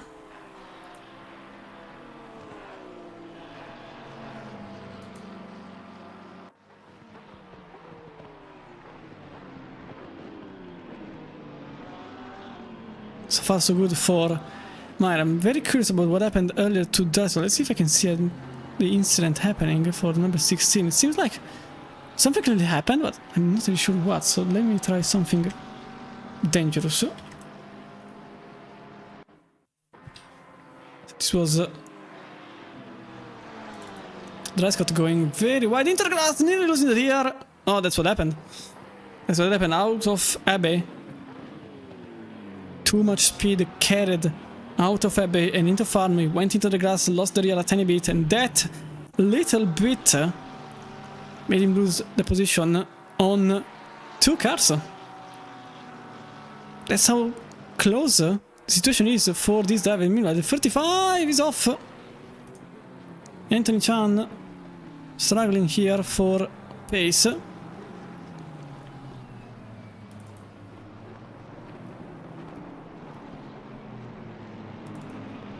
As I want to see here, situation for 12. Rafael Schwarz, very close to Jay Stevens all of a sudden. 9.3 in the last lap, 8.7 the lap earlier. And Jay Stevens is not really matching those numbers. If anything, he's actually losing some time. I wonder if he's already getting... No, he's way too far for getting into dirty air. Usually dirty air is around 1 second 8 times. But the number 6 is clearly far away from that threshold. And number 20, directly behind, into the chicane, into club, into the F1 start, to the Hamilton straight, and then we go into Abbey. Look at that gear change. That doesn't happen in this case. Okay.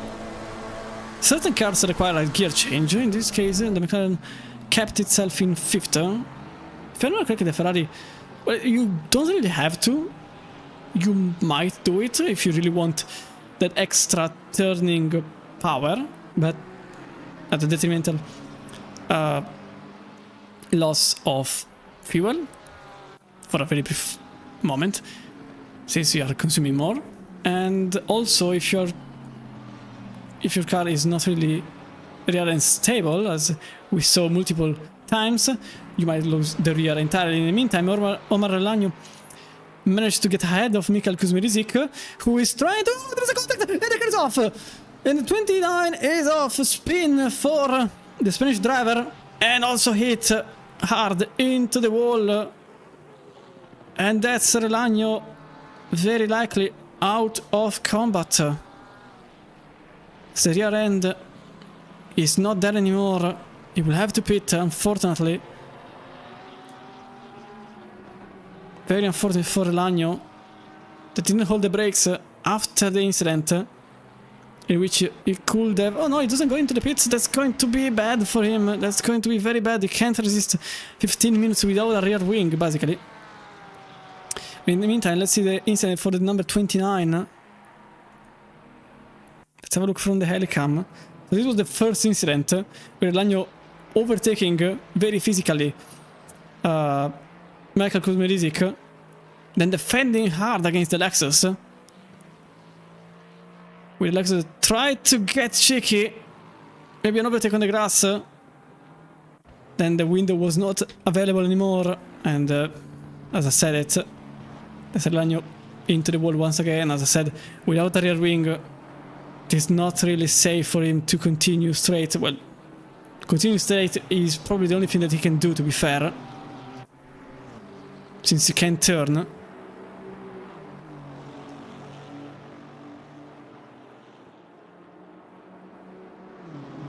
Very unfortunate. I wonder if there's also suspension damage on the rear at this point. I didn't see the last crash, but certainly he's not having a good time.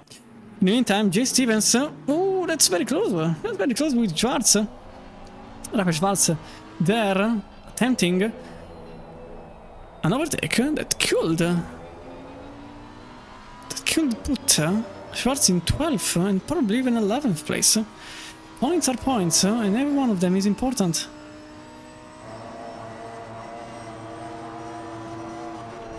I am very sorry for those mid-car that the first message was go Relagno go, and soon after that car was into the wall.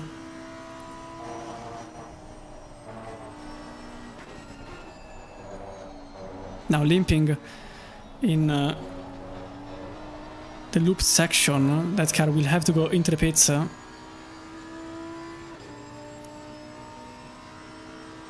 now in 33rd, but after the pit stop it will probably be 44th or 45th even.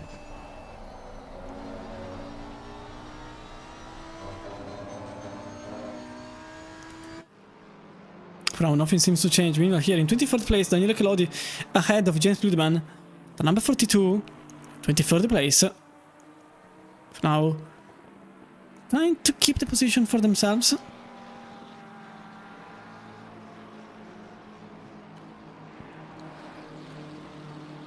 Although very difficult considering that Ludeman was starting in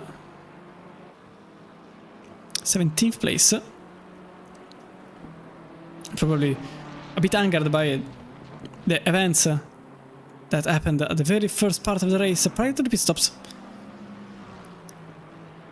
And keeping also an eye on the various battles in the top 13 as Richard Seifert, Hermann Maier is starting to close down on Richard Seifert. So it seems like the qualifying pace was always there, but it seems like something happened at the very start, so I'm supposing that the pressures were wrong for Maier, because since the second stint started, he has been putting the hammer down. He has been very, very steady, and he has been quick on it. So very likely it was a mistake on the pressures that put Maier on the back foot, and after the pit stop, matter of fact, I think Maier was one of the first that went into the pits, to be fair. And now it makes sense to maybe change the pressures. And now he found them, and also found pace. And he could end up in 6th place, but there is very little time available, 10 minutes and change for him. As in 10 minutes the race will end.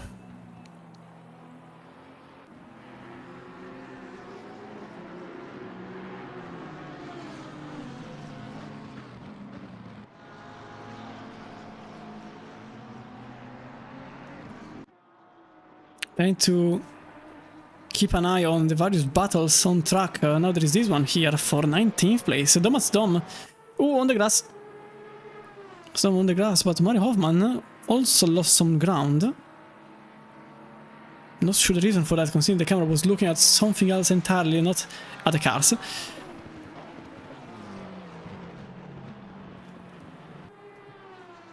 Also, reminder for everybody that is new that this is a priced championship, so these drivers are battling for prizes brought to you by Nitro Concepts and Kskin.de that help the championship by finding wonderful rewards for the podium sitters, the championship, but also all of this wouldn't be possible without our partners and patrons that have the visible liveries. Meanwhile, the partners that provide our participants with prizes, so thanks to Pimax, to Box 1 Racing, to Hessner, to SCC Drive, to Go Setups, to Kskin.de, to SyncMesh, and to Moz Racing to help the drivers and the community with their efforts.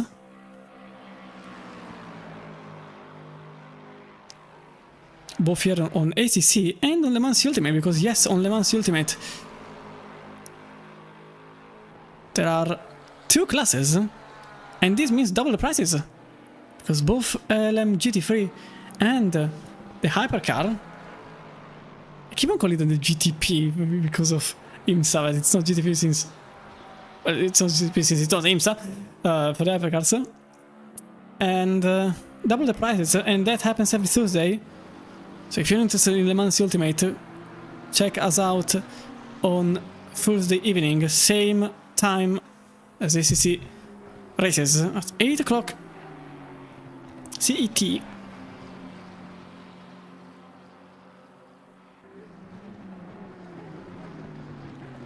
But look at that. Look at what's happening here. Hermann Maier is now in close proximity with Richard Seifert, but at the same time Capo is also close. He's going to the wire for 6th place. Sergio Del Fante, I think he is already about to check out. He has been doing a wonderful race. Couple lap, first for the whole race, no issues at all. Mattia Max, same, second place for him since the very start. And Ilke van der Meer to complete the podium for X Racing Team. Laurent Van Rossem that survived an incident just meters ahead of him for the Belgian driver. Yannick Petry that after a very difficult first stint for all the overtakes and all the battles that happened, he managed to get away from hell and to effectively build a gap with this, the train of cars for 6th place. And from here onwards, summary wouldn't be enough. To be fair, so many things have happened in this race so far, and still hasn't ended. There's still time for action to be unpacked. Hermann Maier started the race in 5th place, had a quite tremendous and quite bad first stint, but that's probably because of a mistake in the pressures, because now, since the second stint started, the car is basically a new one, completely new, completely different, and the pace has been there lap after lap after lap, and he has been better than his rivals, because now Richard Seifert is very close, well, not even close, look at that. It's just meters at this point, it's useless to count the temps gapping one another, it's just meters right now. Although Maier was very slow out of entry this last time.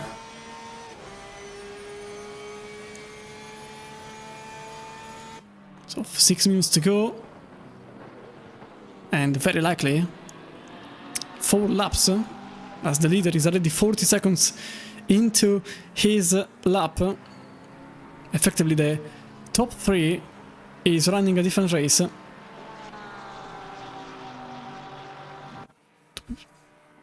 Top 4. I also consider Oliver Rossem at this point because he is 17 seconds ahead of 5th place Yannick Petry in the car number 23. And then we got everyone else. Seifert, Maier, Poe, all together. Drescott just behind. Now into our camera. Then Kolbach, Nagy. Then Stevens and Schwartz that are still battling for position. DeMarco, Hubbard to complete the top 15.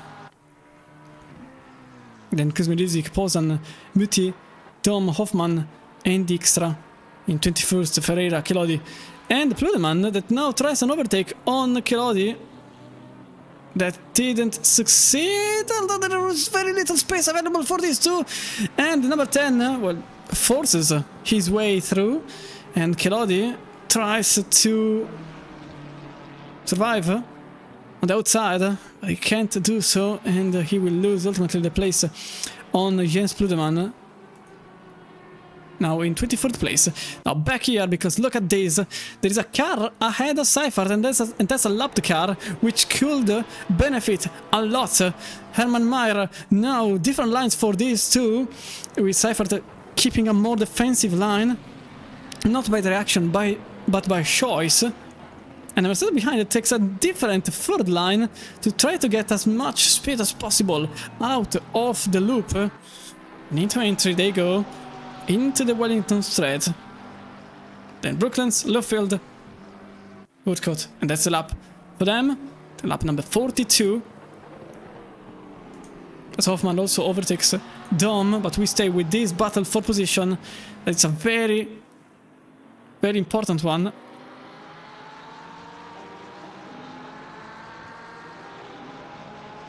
Importantly, the laps will have a good coverage. It is at 9.6 for Seifert, 9.3 for Maier, 8.9 for Poe, as was also happening in 19th place. So just a brief look at this.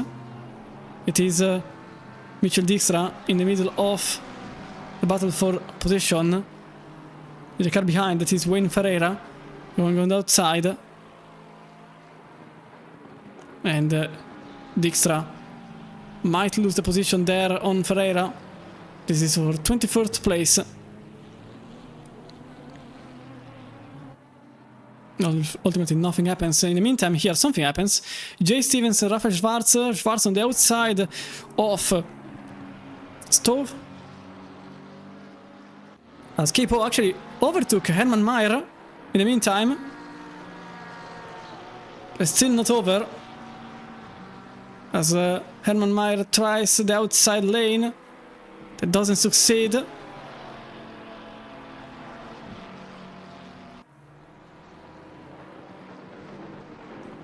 Oh, it's impossible to arrive. There is a contact between the number 2 and the number 28 and Hermann Maier. Oh, also, Kieran Drescott completely out of control, to be fair, that crashes into Maier, and Roman Skolbach all of a sudden finds himself in 8th place. With Capo ahead, there was a contact between Hermann Maier out of control into Village, and Capo, this time was the innocent bystander. He is now in 7th place, but Roman Skolbach is just behind in the final 2 minutes of the race, although still not the last lap. But what just happened there between Maier and Poe? Remember to sustaining some damage.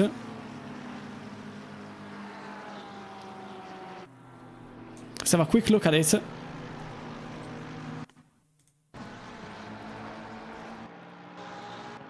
this was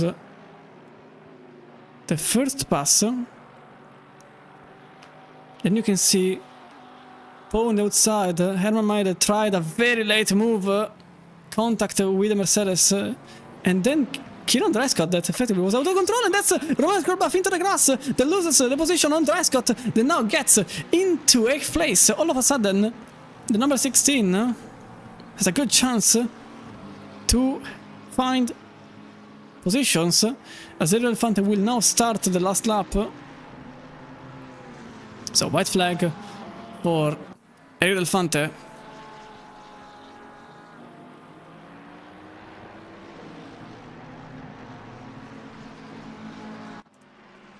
Roman Skolbach just lost the place there, and Hermann Maier could try a very late opportunity to make back at least one place. He was having a wonderful race without mistakes.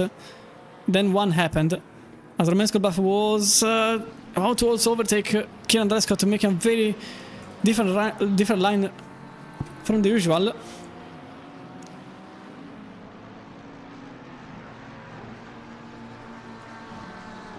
Skolbach has to find another way, as Dijkstra also overtakes Ferreira for 21st place.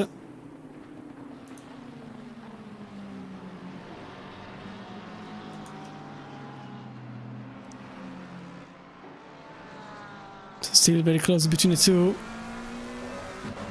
Now they complete the 44th lap, and they will start the very final one. At the same time, Ariel Elefante is on the other side of the circuit, about to complete the race in 40 seconds time.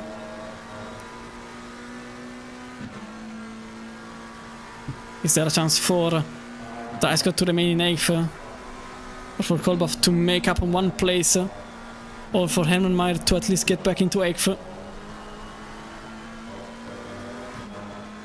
For Kolbach, that goes into the grass and loses some time, but in the meantime, it is Ariel Elefante that goes into Brooklands, Loffield, and then into Woodcote to win the 6th round of the Case King Doddy Prime Series, ahead of the field for the whole time, and he takes the checkered flag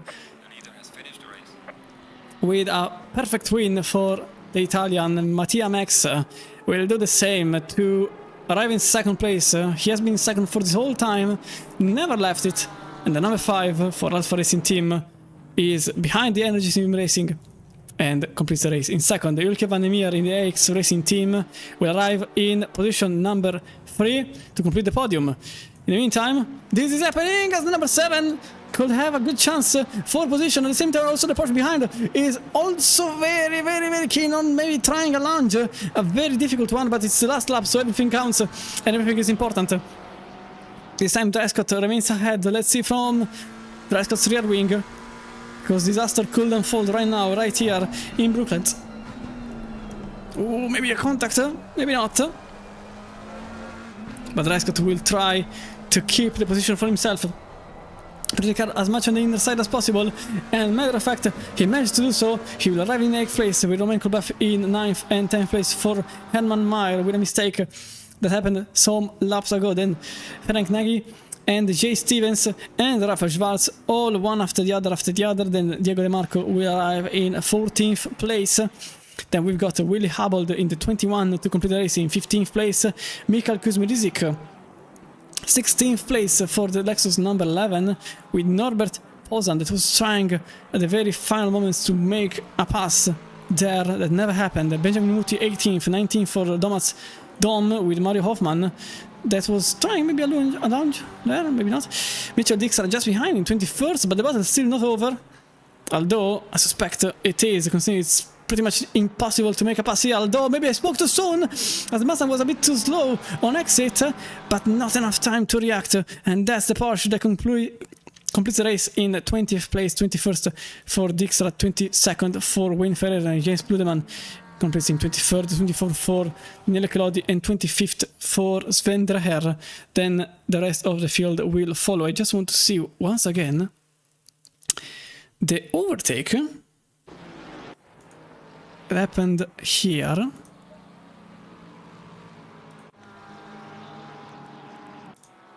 Because I want to see the whole situation unfolding. It's a bit too late. So this is the whole situation unfolding. Let's see from this camera here. This is effectively the replay of final moments of this battle. So we got Hermann Maier that made a slight mistake. Then it was Poe on the outside, the usual lane there that had success prior to many others. Simply an opportunistic move from Poe on stove. And Hermann Maier that tried to get back into contention, but maybe a bit too late. And then a lunge. Yeah, it was way too late. In any case, with then Kolbaf that crashed into the number 28. That was the very end of the battle between Poe and Maier.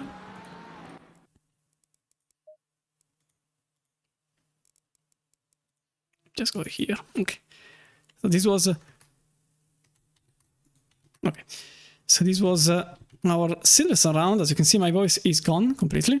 Let's see if there is anybody in the interview room. No, it doesn't seem like it. So, great race. Quite honestly, it was a wonderful race. An hour and a half long race. Let me just go here. See anything? With the podium being Delphante Max and Van der Meer. Let's see if the standings are... the results are already on. Which I don't think they are. Oh, they already are. Delphante wins ahead of Mattia Max, Ilke Van der Meer to complete the podium. Then Lauren Van Rossem, Yannick Petri in 5th, Richard Seifert, Poe, Kieran Descott, Romain Kolbaf and Hermann Maier to complete the top 10. Then Ferenc Nagy, Jay Stevens, Rafael Schwarz. That was a bit too quickly. Just go here so it's easier. Okay. Then Stevens, Schwarz, De Marco in 14th and Habold in 15th place to complete the top 15.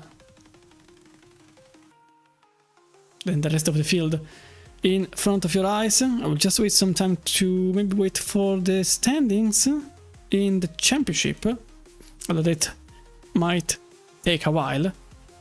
But certainly the whole race was full of action packed in a single 90 minutes race.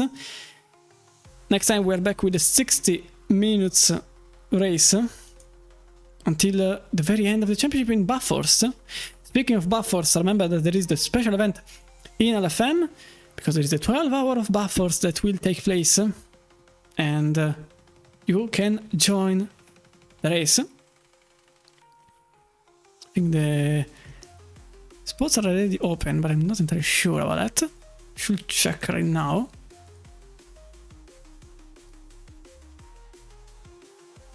It is...